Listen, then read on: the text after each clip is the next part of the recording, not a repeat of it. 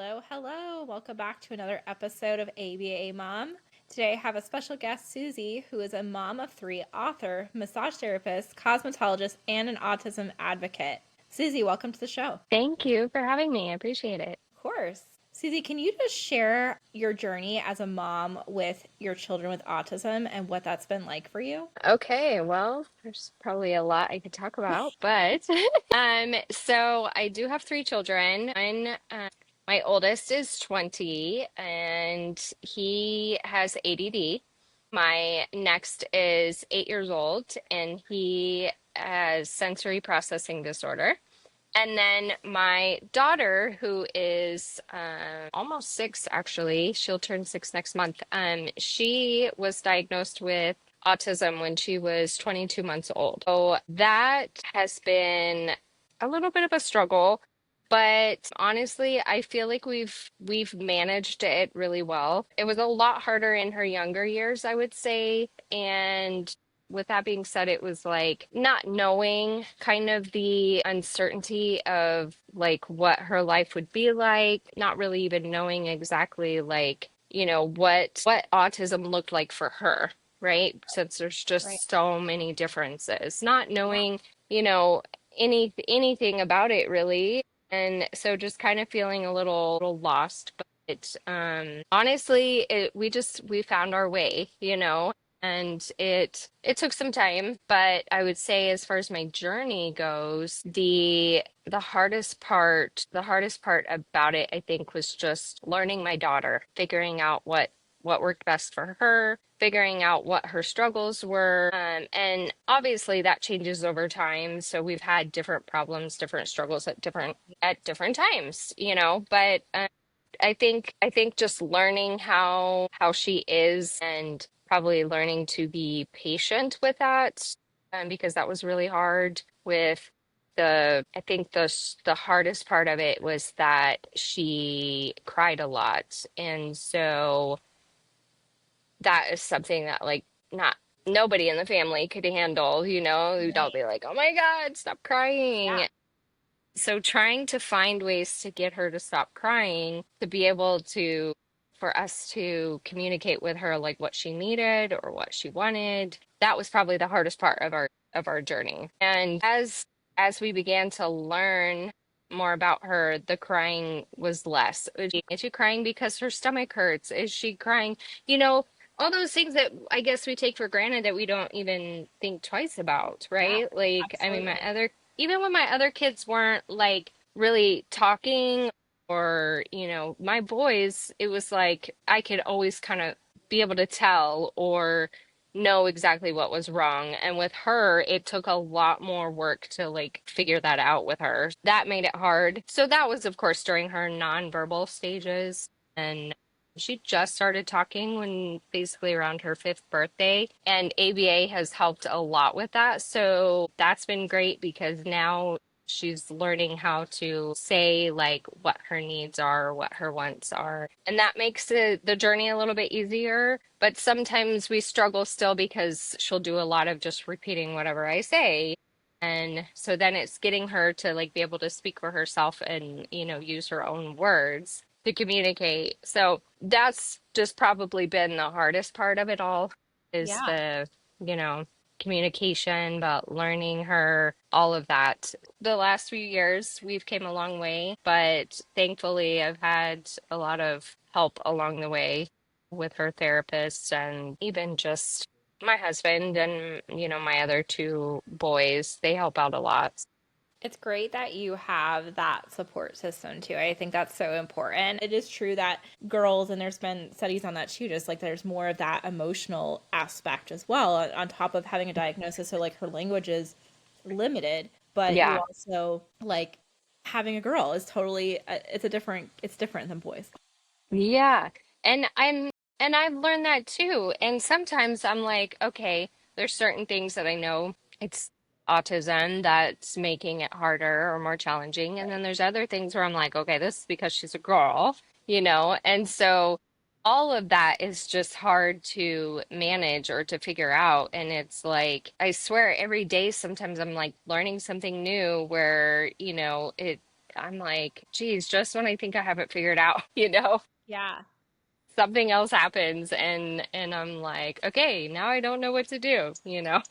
Right. So it's quite the journey, but it really is, I wish that we didn't have to deal with autism. And the reason why I say that is because it's challenging and it's a struggle and and not necessarily even like just for me, but I know for her, so like her not being able to communicate and not and how frustrating it can be for her. I can see it just like when she has her full-blown meltdowns and it's like I can't even, sometimes I can help her, other times I'm like I can't even help her in this situation. And so like those are the situations where I wish like, it was easier for her to manage. And, it's crazy because sometimes you get asked the question, like, do you wish your child didn't have autism? And my daughter is who she is and I love her. I just don't want her to have to struggle. But I feel Right. like with autism, you might struggle, but as long as we can all learn and adapt and use the correct tools, give her the correct tools,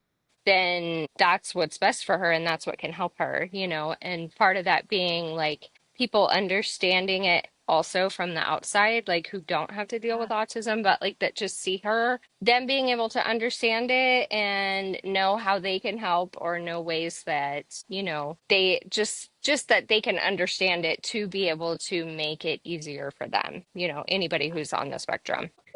I really like how you said that other people can kind of adapt to like her needs. I think that's great. And then just kind of you have autism, how are we going to make you like into our world and kind of like fitting into their world and becoming more Hmm. adaptable and like learning more about individuals with autism and like how to help them. So I Yeah. really love that you said that. And I think as an advocate for people with autism, I think that's super important because it's so hard watching them struggle. Like that's definitely, it's hard watching anyone struggle, especially if like they're having like limited language and then Yeah. you're trying to understand them. So I think it's so important that you're going into their world. So I love that. What was your, and I think it's very important for parents too, like what was your initial reaction when you received her autism diagnosis? What was, and how has your perspective evolved since then? So I would say probably in the beginning there was like a shock factor because never do you want to hear that your child has any sort of disability or, any kind Right. of, special needs. And so I think at first I was just shocked and I was like, oh my gosh, like what does this even mean? What does this mean for her? What is this going to look like? And so there was that whole like, what now? And just like I said, like shocked. And, I think, like I said before, about how, just learning her, learning all about autism, watching other moms' stories, all of that is kind of what helped me to kind of get through and to understand. And I feel like I never really went through like the denial stages of it. I always just knew like, okay, this is it. So I have to do what I got to do. I know now, and I just have to do what I got to do to help her. And so that was always there. It doesn't mean it was easy in the beginning, but I I think throughout the years, just being able to um learn, like I said before, learning her. So part of it being, I think, just not being familiar with autism, and that it was just really scary just because the uncertainty of knowing, what she would or wouldn't be able to do, what her future would look like, would she be able to communicate her needs, and is she going to live with at home with us forever? Like all of those things were just what I, was always like thinking about back then when I first got the diagnosis. And like as time went on, learning her and knowing like more about her just kind of gave me a different perspective. Like, I still may not know where she's going to be at in her future, but I'm okay with that. I'm okay with not knowing because honestly, I don't know with any of my kids, like what their future is going to look like, where they're going to be, what they're going to do. Like all I know is I just have to give them the tools and to be able to help them, and it might look differently for my daughter because she needs different tools. And so I think for me that's kind of how it changed, because it was okay, it was a shock because I didn't want my daughter to have to struggle, but then the more I learned, the more I realized like she doesn't have to struggle. I just have to be able to help her, and I have to know how to help her. And so that was kind of how it went from there. And my perspective now is just, I mean, she's my daughter, and every day I just do what I got to do to, we if we have a meltdown, I usually can figure it out, work through it. Maybe sometimes easier than others, but just being able to focus on whatever it is that she needs, whatever I can do for her for that day, and just basically taking it one day at a time, because you can't, I always said, like, you can't like look at the future so much. And, because you never know. And if you're stuck on that, you're just going to get wrapped up in that, and it's not going to do you any good. So I always felt like I even had to tell my husband that, where I was like, stop with the what ifs. Like, we don't know. Stop worrying so much. Yes, you have to at some point or to Right. some extent, but it's like just focus on her right now and what she needs and what we need to do for her, so that, is, how do I want to say it? The future is, hi, So cute. looking at, like being, because I feel like you get so lost in thinking about the future that you sometimes don't see or hear. I always say, like, you hear what isn't said. And it's because, there's so many things that our children aren't saying to us, but we still have to be able to hear it. And when you focus on that, then you can get through your day. And being able to get through the day is what's going to take you to, the future. I think just focusing on the moment is like kind of the most important thing for me now. Because if I'm worried about, like, well, what are we going to do when we go on this vacation in 2 weeks? Like, how's that going to look? It's like just focus on the moment, because there's too much to think about. There's too much, and I think that makes it easier to be able to get through it rather than trying to look at the whole picture. Does that make No, sense? that makes perfect sense. Like I'm Yeah. always like if there's something planned in the future, like I definitely try. It's easy to kind of get fixated on it, right? So it's nice that to kind of take a moment and live in the present and just really take it one day at a time. So I really like that you're trying to just take a little bit of time, and like you're right about what you said about your kids. Like we don't know, right? So I love that perspective too. What are some self care practices that you prioritize to maintain your well being as a mother and a professional? You've got a lot. You've got a I do. And I feel like I keep adding to it too. It's like every day there's like, oh, well, let's go ahead and start doing this and let's yeah, do this now. And, it's hard because, yeah, like, I mean, with working full time, having 3 kids, her being in ABA full time, and then trying to find moments that I can try to do any homeschooling with her. That's a challenge because she usually is like, no, thank you. I'm yeah, like, come on, we gotta do smart. No, thank you. Okay, honey. Well, I guess maybe tomorrow.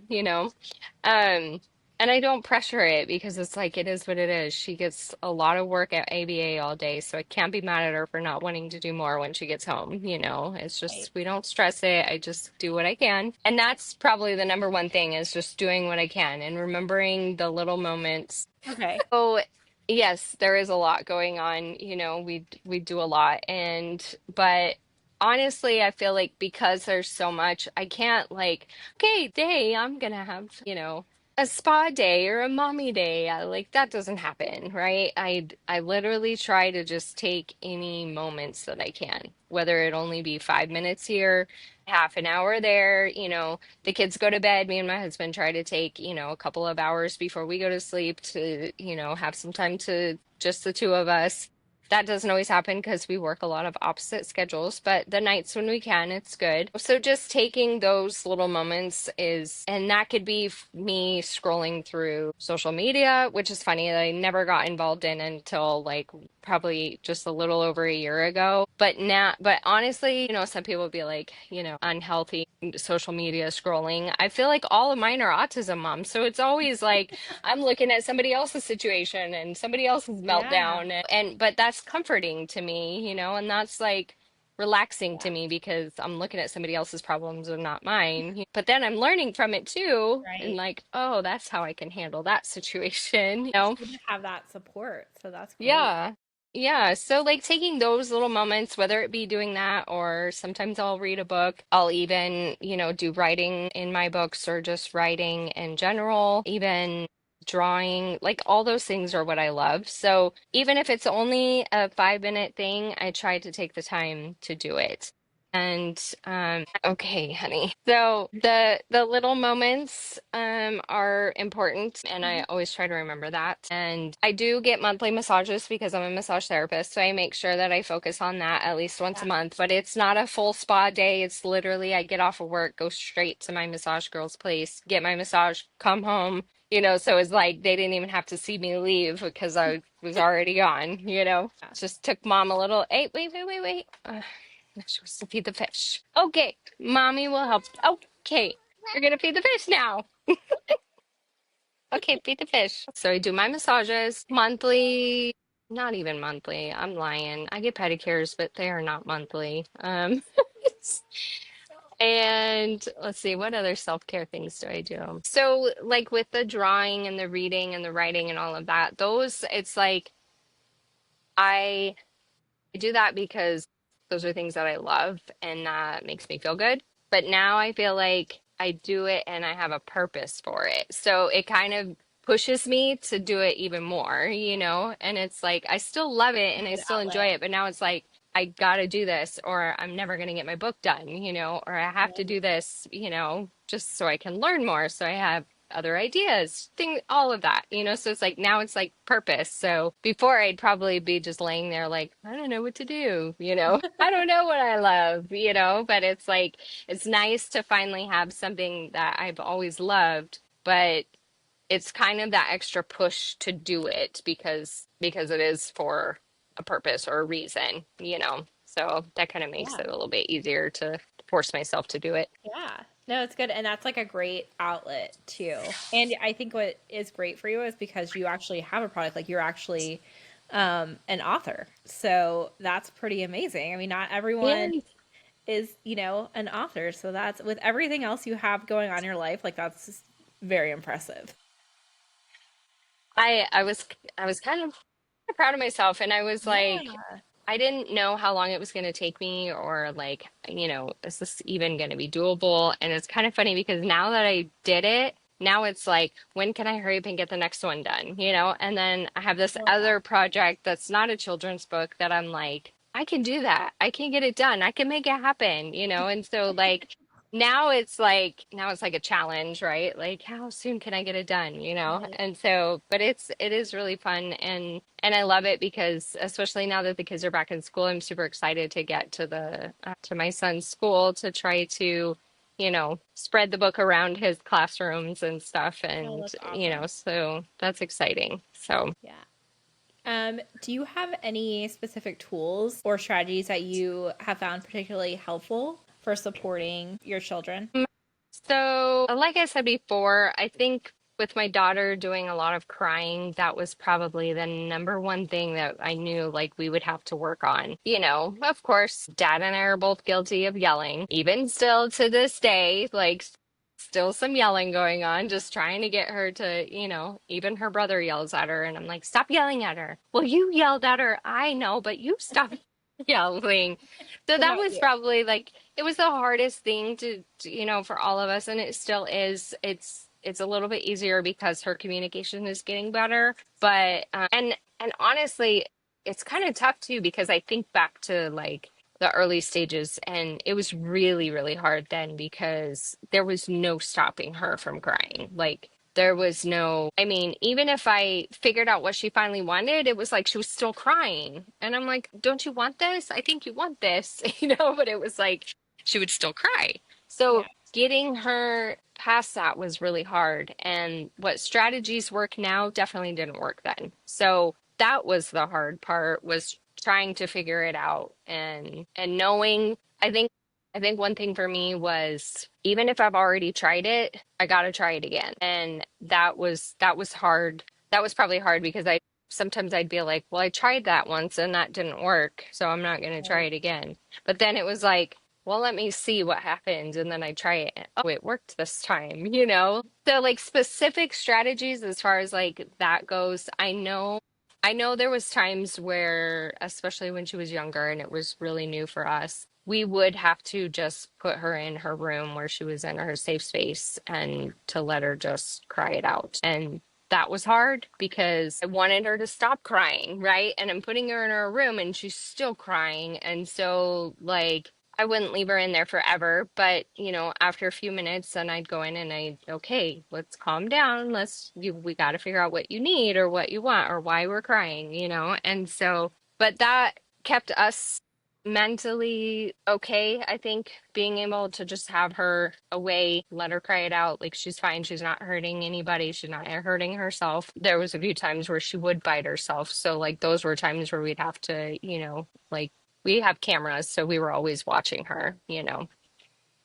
So back then it was harder, and we did have to just have a lot more of that separation and having her just be on her own so she can figure out her emotions on her own. But as we've gone through, I feel like now, and I think ABA works with her a lot on the take a deep breath, and it's so cute because sometimes I'll hear her go, "Okay, take a deep breath." I love that. And so she'll say it now, and I'm like, okay, let's take deep breaths. And I'm Yeah. like, she wasn't even having a meltdown. She wasn't even crying, but I guess we need deep breaths right now. Okay.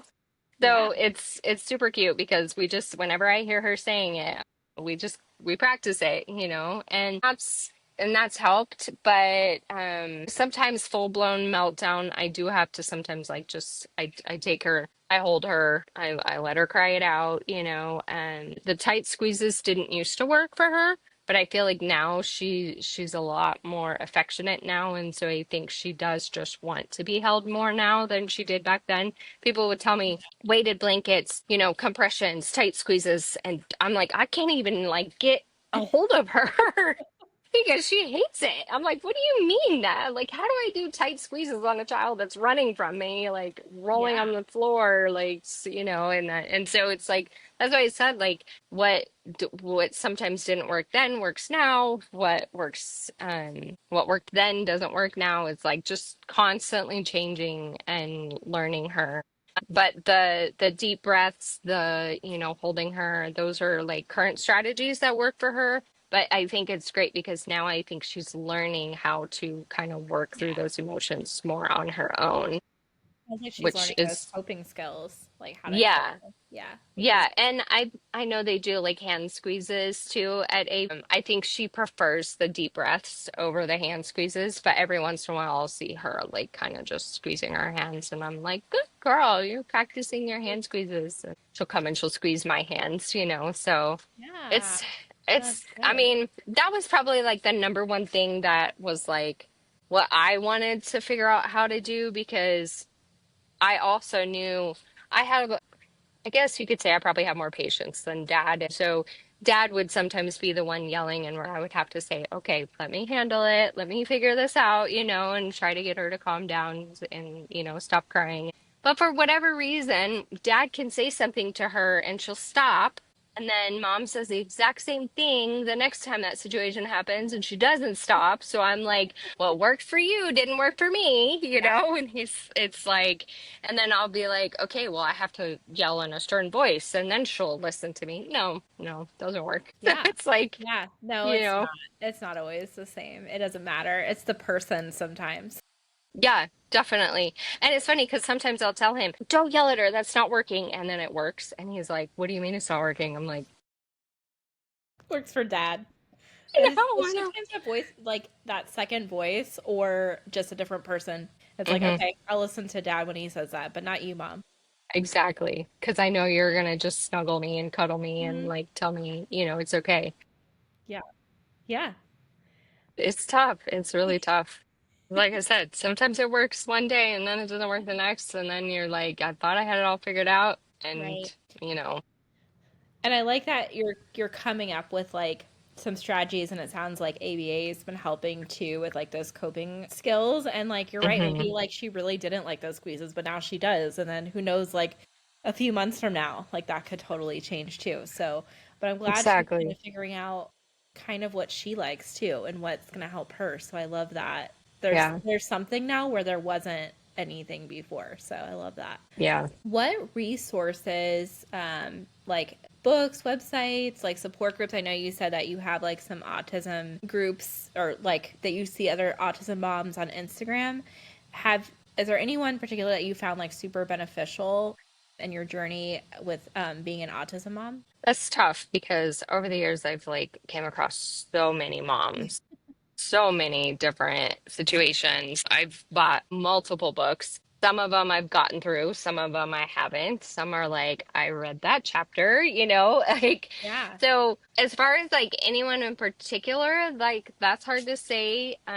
But honestly, I think the main thing that really helped me and that was the easiest for me was listening to different podcasts. So, and I've listened to a bunch of different ones, even like dad podcasts, autism dad podcasts, mom podcasts, just because I feel like for me, even if I have even if I have the time to sit, sometimes it's like I'm not going to get very far when I sit to read. There were certain times where I would get through books, and that was probably when she was younger and not as mobile, not as active.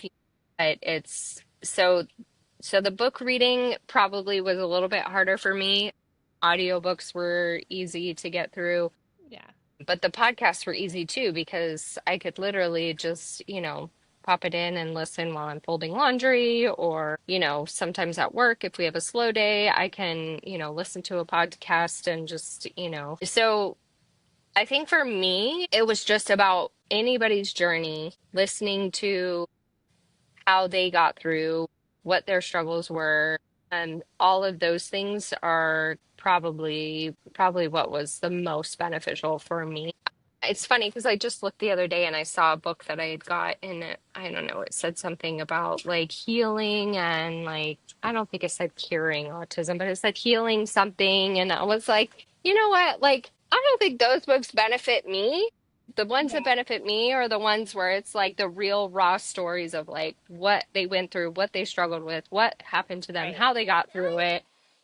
Those are what's beneficial to me. I feel like that's part of the reason why I've chose like certain things with like my writing and like what my goals are because I want people, I'm sure there's other people like me that can benefit the same way. So I want people to be able to hear the stories and Right. know, even before the situation even happens, I want other moms to be able to read the book that I'm coming out with. It's going to be really good because the I think you may have already like read a situation from my book where you're like, oh yeah, that happened to me. Or you might read a situation and then the next day you're like, that's what happened, and I love that. just being able to connect with it, but it being something that you can just constantly pick up and read and look at and just, the affirmations that I'm going to have in the book too, all different aspects, reminding moms that like all of this is okay. And, it might seem tough today, but it's not always going to be tough. Right. And, just as you're focusing on like learning your kid, I think is when you like that's why I always say like stop to listen to hear what isn't said because when you really do and you figure out like or whether it be nonverbal cues that they're trying to tell you, or, you finally see something just from, something they did where you're like, oh, that makes sense. Yeah. It all starts to finally like not feel so overwhelming, not feel as scary, not feel as, I don't know another word for it. Just, it doesn't seem so bad. and I know there are people who still, some of their kids, do have, more struggles, or they're, not as high functioning, and I'm sure those struggles are real, and I get it, but I think even in those situations, like, we just have to learn to listen to our kids, even when it's hard, even when it's tough, just Right. trying to figure them out the best you can. And I know that's hard, Yeah. there are those, kids that it's like trying to figure it out, trying it is a struggle, but to just keep going, to not give up and just keep pushing because, your kid really needs you. It's not easy, but we're the only ones that can be there for them the way they need us to. I love that. And I like what you said because of like what's not being said because a lot of people, verbal communication is really important, right? So it's important because that's how we tell each other our wants and needs, but also there's a lot of communication happening that you just kind of have to be observant. So like that's why Hmm. a lot of parents that I work with or talk to, they're like, I just want them to speak. I want them to say word. I want them to say mom. And as much as like that's beautiful and I absolutely want that for them as well, Yeah. it's like, but there's so much that they're saying still, like in Yeah. their actions. And I'm like, so Yeah.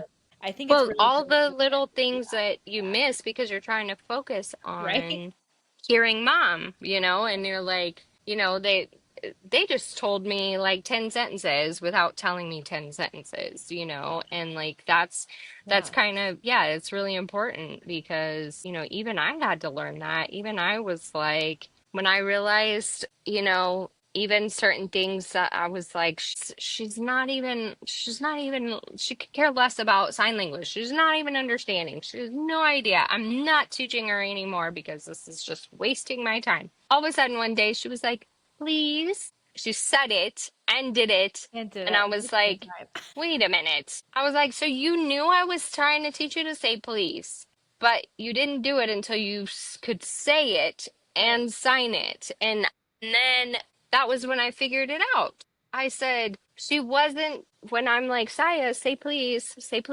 She's looking at me like, probably in her head saying, I can't say please. So what do you want me to do? But Right. when she could finally verbally say it, she was like, please, now I can do it for you. She wanted to make sure she could mimic me. Mimic. And Yeah. I realized that That's so when interesting. she is watching like her music videos and she's like rewind, rewind, rewind, rewind, and she's soaking it all in, she will not do it until she can do it exactly like Exactly it like they was. do it. Yeah.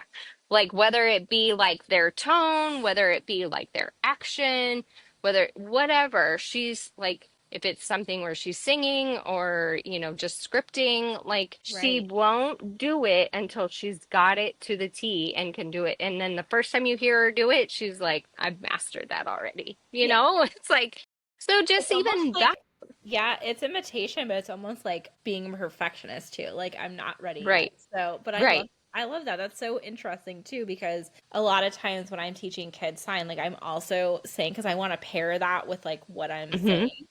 But Hmm. that's something that just occurred to me when you were just talking about it. That sometimes it may just be not that we're not picking up the sign, but that we're also not verbally saying the word. So I love Yeah. that you shared that with me. Well, I'm it's gonna funny too definitely be more because mindful for then I thought, should I have done that differently? Should I have taught her Saya without saying please? But I'm like, no, because that probably wouldn't have made sense to her, it's that. like, so I'm like, I don't know if I should have done it differently, but it's fine because she did both then, which she finally did it. She did both. Yeah. And that was with everything. Like No, then but the now first she time, can do it. So yeah, however which way it's taught, like it that's beautiful. so interesting to me though. It's crazy. I'm like, okay, now you're a show off. Now you could Now do it she got it all. down. She's mastered it. um It sounds like you've had a pretty good experience now with her with ABA. So, what advice would you give parents who are just starting to explore ABA therapy? So I would say that when she first had ABA, I don't know that we had the best therapist or the best BCBA. They had their own personal things going on, and it was just interfering too much with their work. And so, and I think her RBT then was fairly new and kind of just needed direction from her BCBA. But when she's been back in ABA now since February, so like 5 or 6 months that she's been in, and it's been great. They've helped with a lot of things. And I was really, really nervous because she was going to school full time and she was in the pre-K class and she was on her third year. And she used to love going to school, and school was great for her. She did start like communicating a little bit, and she was, showing, progress in certain things. Towards the end, she was not a fan of school, and I don't know why. I don't know if something happened and she wasn't happy there, but it was a really hard decision for me to take her out and put her in ABA, but I finally just told myself, we just got to try. We got to try. We got to see like if it works for her, if it's good, if it's not. And we just went with it. And from day one, she has loved it. She loves her therapist. She's progressed a lot. And so if I were to give a mom advice, I would say like just you have to stick with your gut, If something doesn't seem right, then, trust your gut. If you don't feel a good connection with a therapist, like try for a different one. It's hard because the wait list can be really long and, trying to get them in, that's really tough, but it's like don't just keep them somewhere because you feel like, well, if I wait, it's like if in your heart it doesn't feel right, then it's probably not right. Right. And your kid best. So if anything's, good or bad, you can be able to tell by your child. And it's been great for us so far, and she's really doing well. So that's why we chose.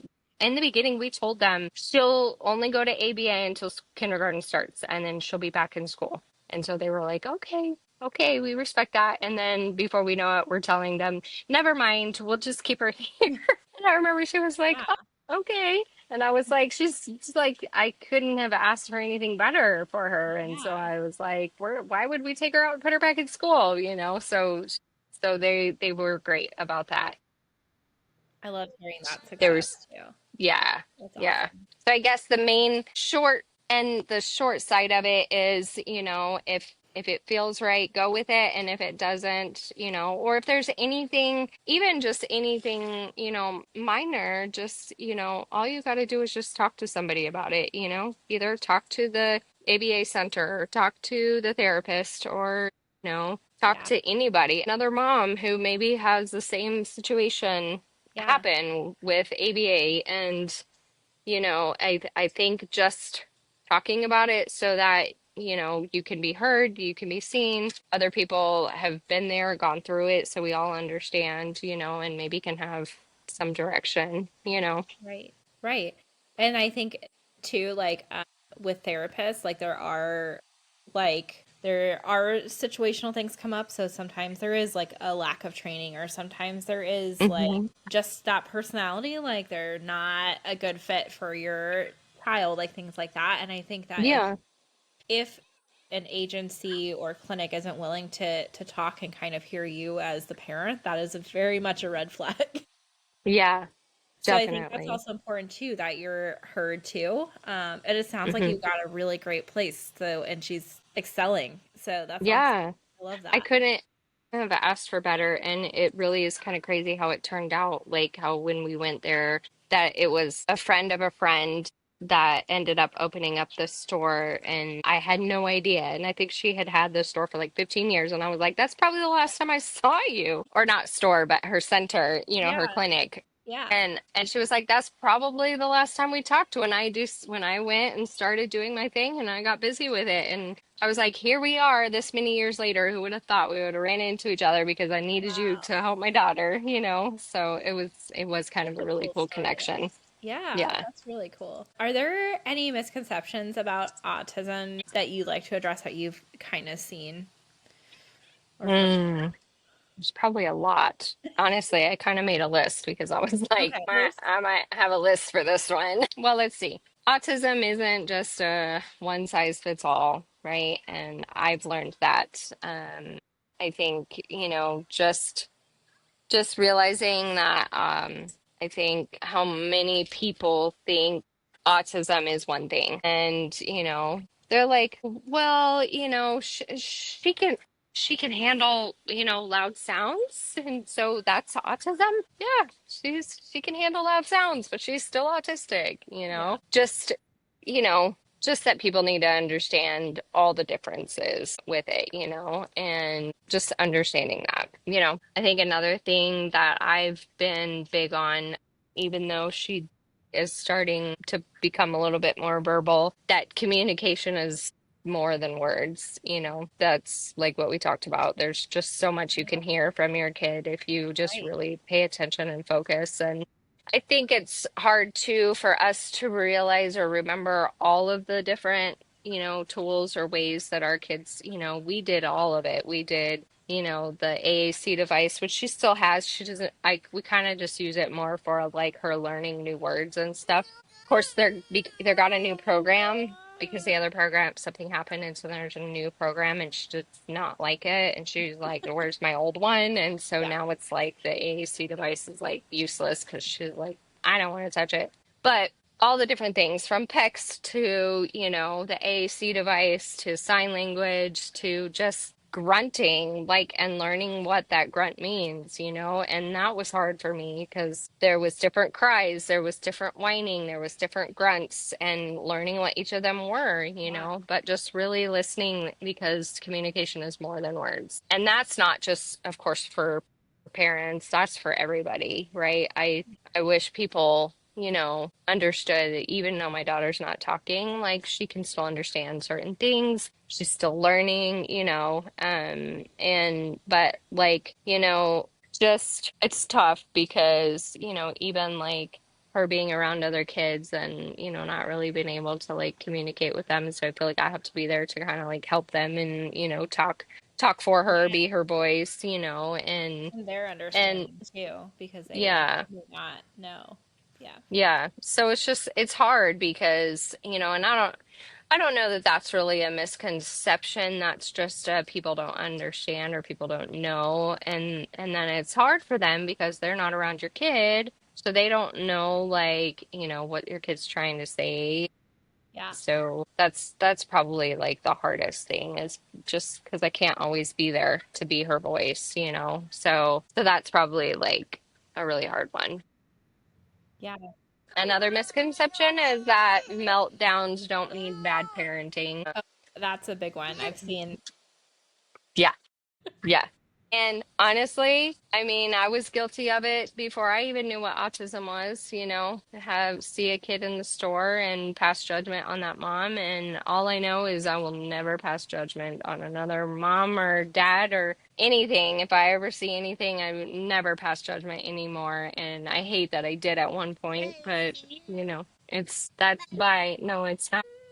I guess the other one is love looks different, but um it's no less deep. So, Oh, I love that one. yeah. Yeah, that's really sweet. I love that. Yeah, and I think a lot of that too when we talk about that communication of like saying like I love you, like just if you don't hear that, like what she's very clearly saying I love you. But some kids aren't they're not communicating that verbally, but that doesn't Yeah. mean that it's not there. So Yeah. I think that's really important too. I love that. How do you envision the future? I know we kind of talked about the future and kind of Hmm. like kind of staying in the present too, but what are goals do you have like for your family as you continue to grow on this journey? This one was tough. This is a tough one because, um, I don't know what her future will be like. If she's gonna live at home with us, I'm okay with that. I hope that she can be able to be independent, but if she's not, I'm gonna give her all the tools I can. One, I guess this is tough because goals I have as a family. We in writing these books and starting that journey, even though my husband doesn't really contribute to the writing, he does still kind of help. He gives me ideas, and of course, I mean, the first book was inspired by Daddy, so he does get some credit. Okay, so as far as her future, I don't know if she'll be at home. I don't know if she'll be independent. All I can do is just give her the best tools to be able to, you know, live her best life. And as far as goals for the family, the writing journey has been something great that it's kind of funny because my husband doesn't really like contribute so much, but the first book was inspired by him and Daddy and his little girl. I think as a family, because my little boy wants to be able to help me write one of the books, and so I want to be able to have him as the author, and so I think it's a really cool thing for all of us to be able to do for her. And we try to, any of the sales that we make on any of the books, we want to be able to have in an account for her, to be able to help her for her future, whatever that might Oh, be, that's awesome. whatever that needs to look like, just because, I mean, and who knows? And then if it gets really big, we'll probably go from there and do, for Yeah. other families, whatever we can, But for now, my focus is just to be able to have something to start an account for her to help her for her future. I love that. I think that's beautiful that you're doing that for her. Thank That's you. really sweet. And I like that you say that too because I know especially for parents with like that new diagnosis and it's very scary and just they want to know the future, but we can't always predict the future too. So Yeah, it's nice to know too that it's like whatever it's going to be okay. So I love that attitude. yeah, yeah. What message or advice would you like to share with other parents who might be struggling? Okay. Well, let's see. Okay. So you're not alone. There's days that feel impossibly heavy. The meltdowns pile on, your patience runs out. You wonder if you're doing enough. Honestly, I've been there too. You are enough exactly as you are. Your child doesn't need a perfect parent, they just need you. The one who shows up, tries again after hard moments, keeps loving even when it feels messy and exhausting. It's okay to cry. It's okay to yell. I yell too. It's okay to admit that it's hard, and none of that erases the love that you have for your child. If anything, it just proves how deeply you care. Take it one day at a time, one moment, one breath. Celebrate those small victories. Hold on to the quiet, beautiful moments because they matter more than you realize. I love Above that. all, remember autism doesn't make your child less, it doesn't make you less. Together, you're just writing a story that's different, and different can be just as beautiful. That's so beautiful. I love that. Thank you so much for sharing. Yes, of course. Susie, it's been a pleasure having you on this evening and I just wanted to say thank you so much for sharing your story. Until next time. And if you like our podcast, make sure to like, comment, subscribe. We would like to hear from you. And remember, you're not alone on this journey. Thank you. Thank you. Okay. Bye.